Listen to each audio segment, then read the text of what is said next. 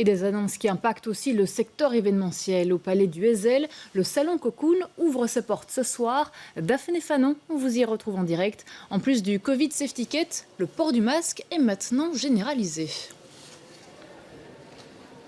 Oui, tout à fait, Camille. Avant le comité de concertation d'hier, il était possible de rentrer uniquement avec son Covid Safety Kit.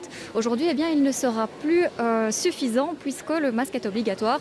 Et d'ailleurs, vous voyez derrière moi, toutes les personnes qui sont présentes ici portent bien leur masque. Ces mesures pourtant n'ont pas empêché le salon Cocoon d'ouvrir ses portes ce soir pour l'avant-première. Je suis en compagnie de Frédéric François. Bonsoir, vous êtes organisateur du salon de décoration Cocoon. Monsieur François, finalement, comment vous sentez-vous depuis l'annonce de ces nouvelles mesures ? Soulagé, parce qu'on avait peur qu'on nous impose des jauges limitant le nombre de visiteurs.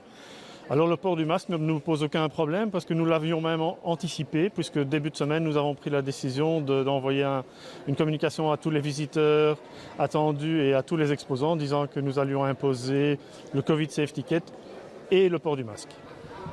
Et étonnamment, même malgré la situation sanitaire, il y a un petit peu plus d'exposants que les autres années. Oui, nous avons perdu quelques plus grosses enseignes. Par contre, elles ont été remplacées par pas mal de petits exposants, des nouveaux venus sur ce marché de la décoration. Et donc, ça donne une toute nouvelle offre au salon avec plus d'exposants que les autres années, avec des plus petits stands, mais avec plus d'objets de décoration plutôt que du meuble. Et malheureusement, d'autres salons n'ont pas eu cette chance et ont dû fermer. Vous pouvez nous expliquer un petit peu ? Oui, par exemple, le salon de l'alimentation que nous organisons habituellement aussi au mois d'octobre a malheureusement dû être annulé cette année par manque d'exposants. C'est un secteur qui, en tout cas au salon de l'alimentation, il y a beaucoup de grands restaurants qui sont installés où les gens sont installés quand même pas nécessairement à 1,50 m les uns des autres. Et donc, avoir toutes ces contraintes mises en place au salon allait obliger les exposants à prendre des surfaces énormes et donc ça allait devenir non rentable pour eux et donc c'était impossible de l'organiser. Merci Monsieur François.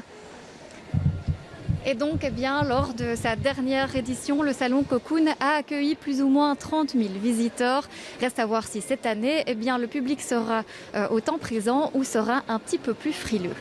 Merci Daphné, merci à votre invité également.